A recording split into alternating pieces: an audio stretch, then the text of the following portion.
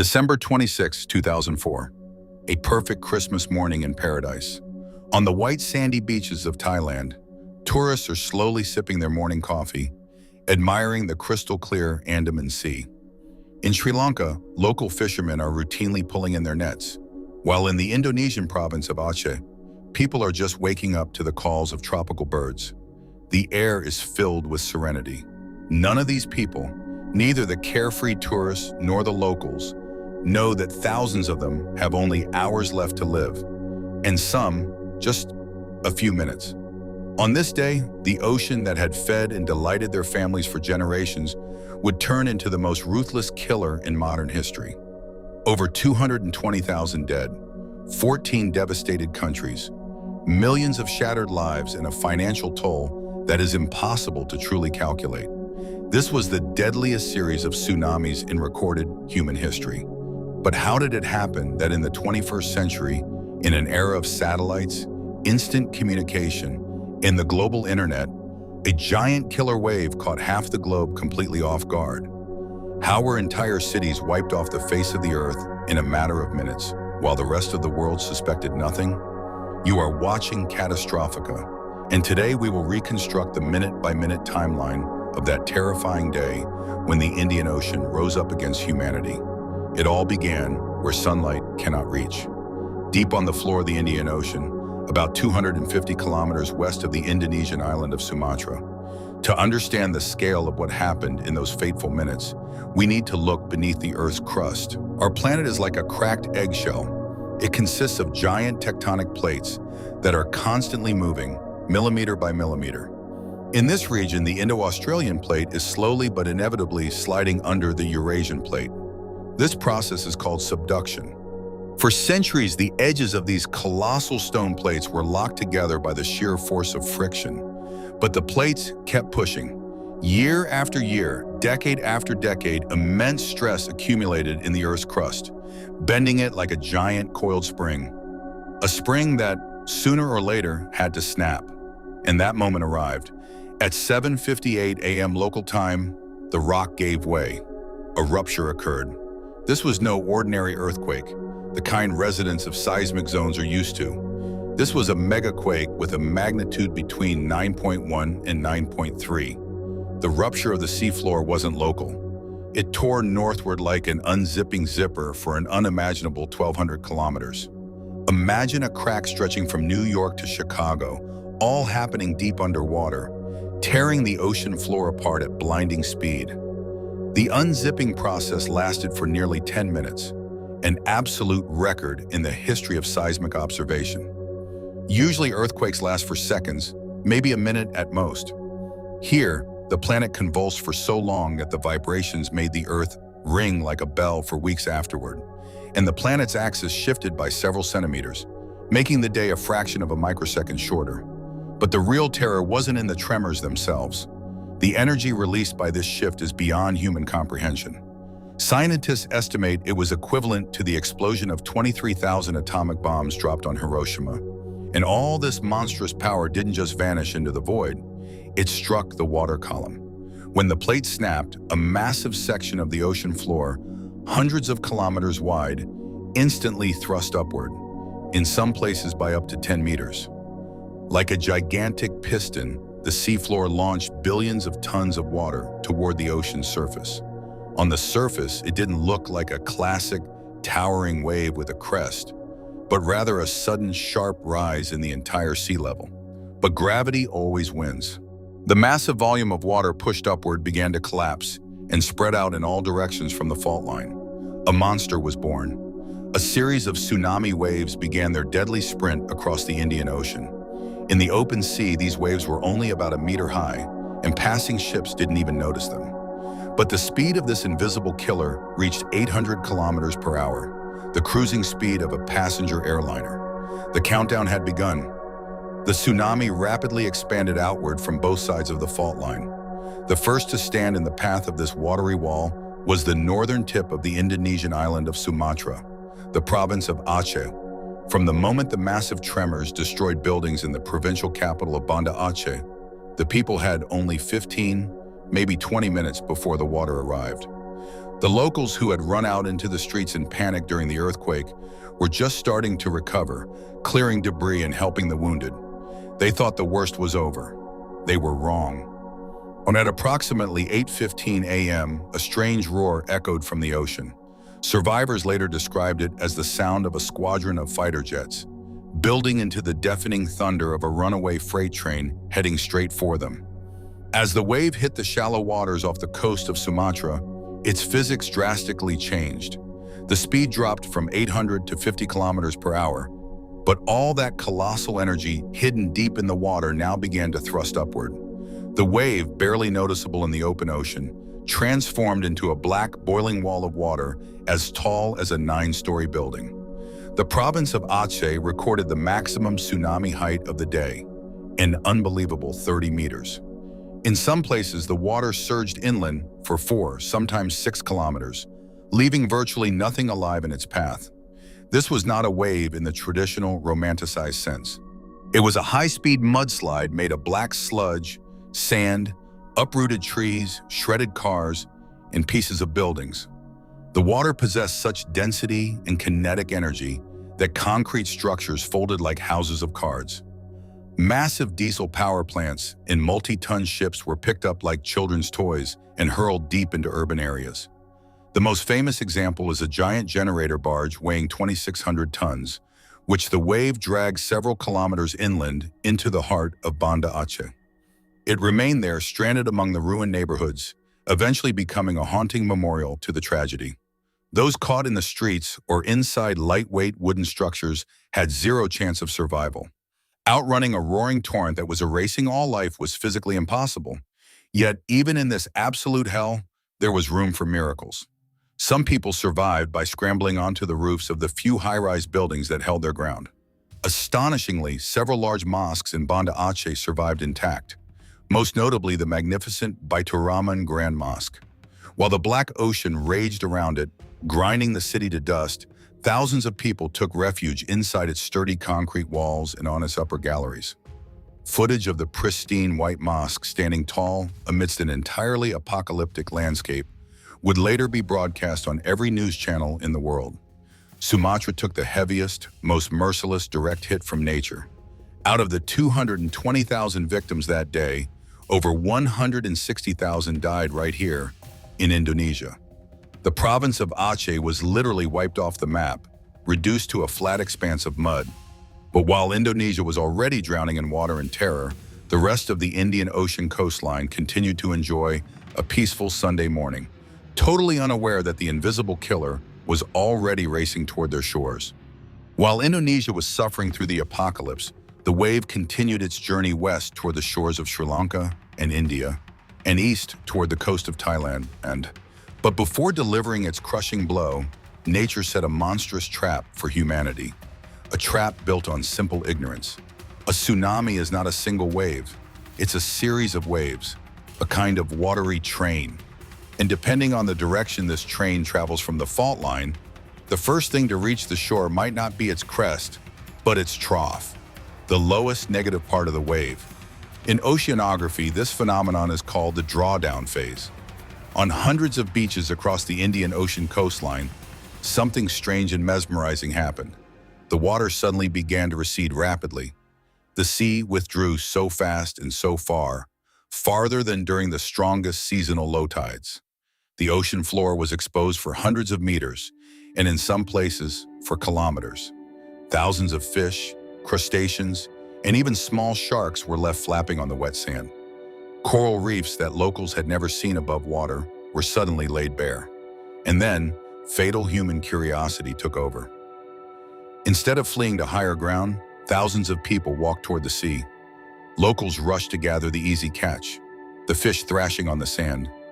Tourists, armed with cameras and camcorders, strolled across the exposed seabed, examining shells and corals. They laughed, took photos, and called their children over to see this miracle of nature.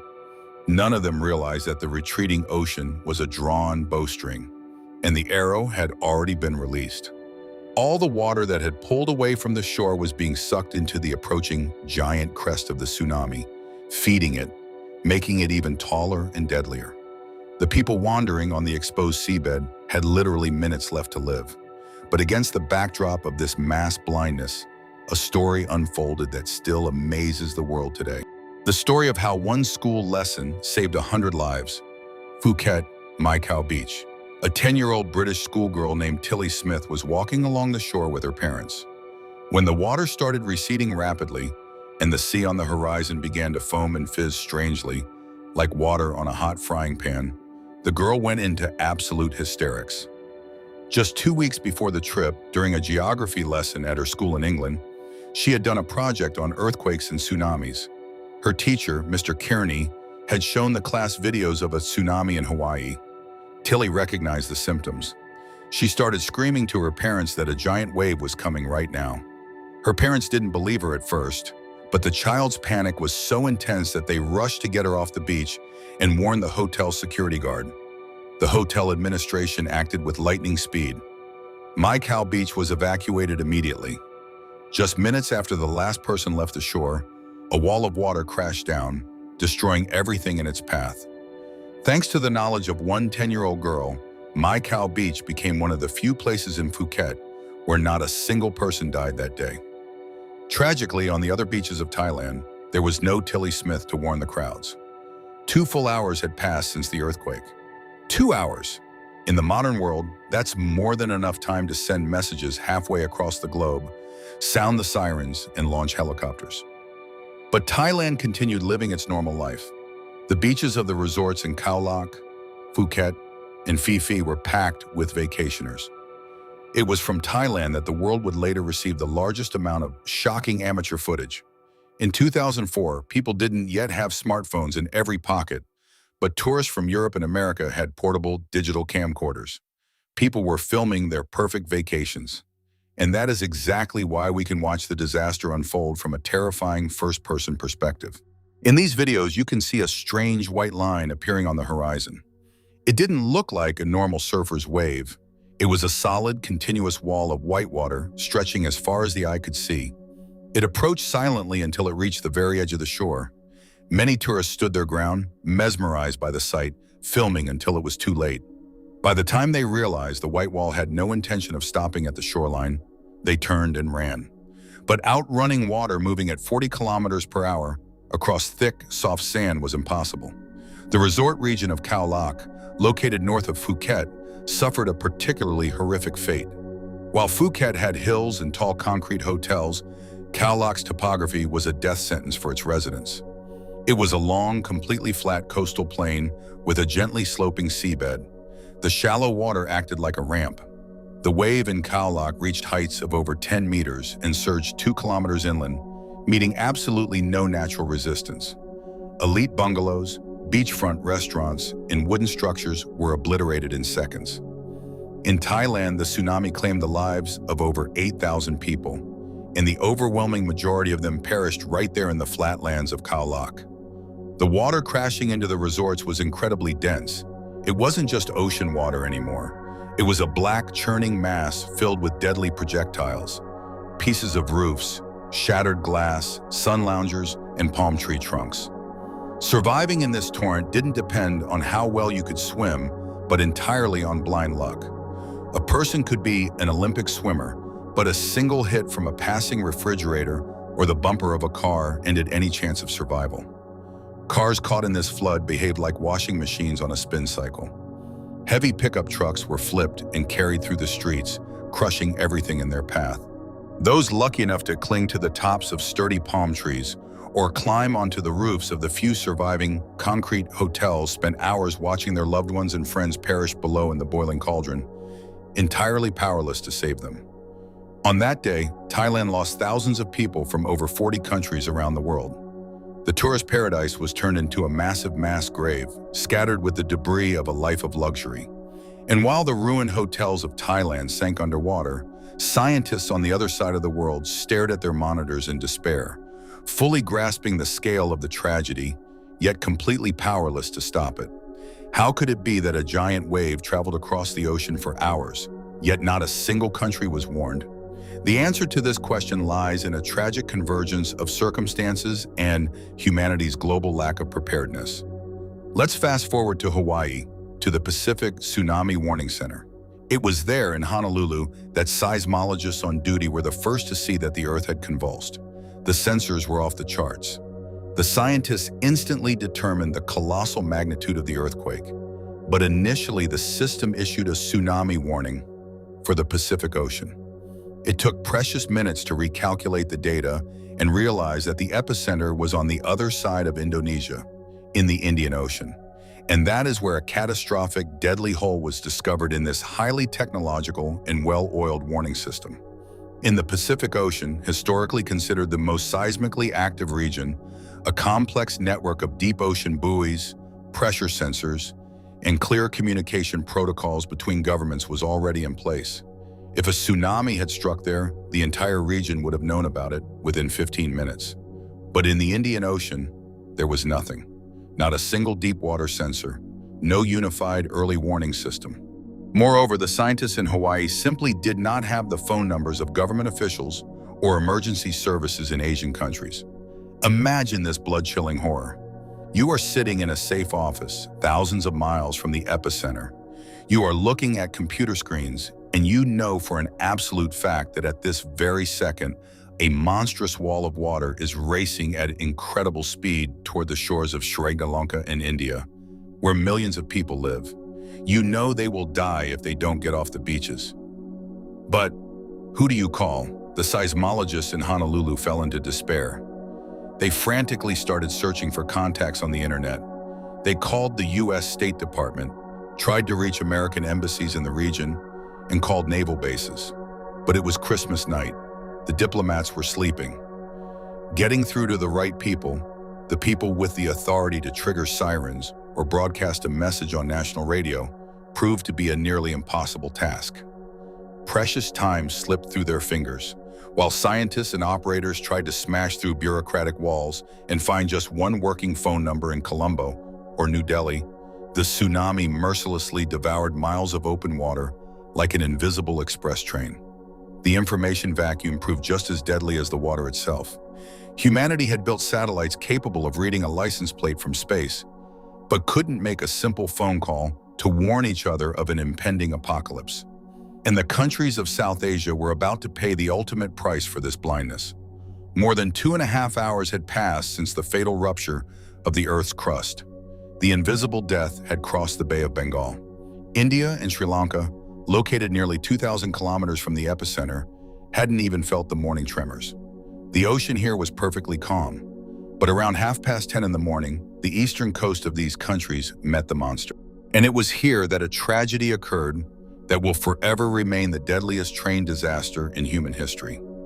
On the morning of December 26th, the popular passenger express Sumatra Devi, the Queen of the Sea, departed from Colombo Station in Sri Lanka. It was a long train packed to the brim. About 1,500 passengers were traveling for the Christmas holidays, heading home to their families, standing in the aisles and sitting on their luggage.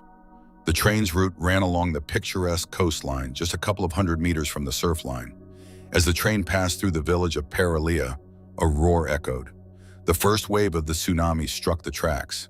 Water flooded the rails, locking the wheels, and the driver was forced to bring the train to an emergency halt. At that moment, nobody understood what was happening. People assumed it was just a severe high tide or a storm surge. Terrified locals from the village ran toward the stalled train. They climbed onto the roofs of the carriages and hid behind them on the landward side. In their minds, this was the perfect shelter. 80 tons of steel should surely protect them from the ocean's tantrums. The train became a giant metal wall behind which hundreds of people took cover. They didn't know that the first wave was merely a scouting party. 10 minutes later, the second wave arrived. It was exponentially larger and more powerful than the first. A black mountain of water, 8 meters high, crashed down upon the village. What happened next defies comprehension. The 80-ton carriages were swept up like empty plastic bottles. The sheer force of the water didn't just flip the train, it caught it in a vicious whirlpool. The carriages crushed the people hiding behind them, tore apart those trapped inside, and squashed those trying to hold onto the roof. The metal bent and snapped with a horrific screech. The Queen of the Sea was transformed into a steel meat grinder. Out of the more than 1,700 people inside and around the train, only a few dozen survived. The rescue operation in this area wouldn't begin for several days because all the roads had been obliterated.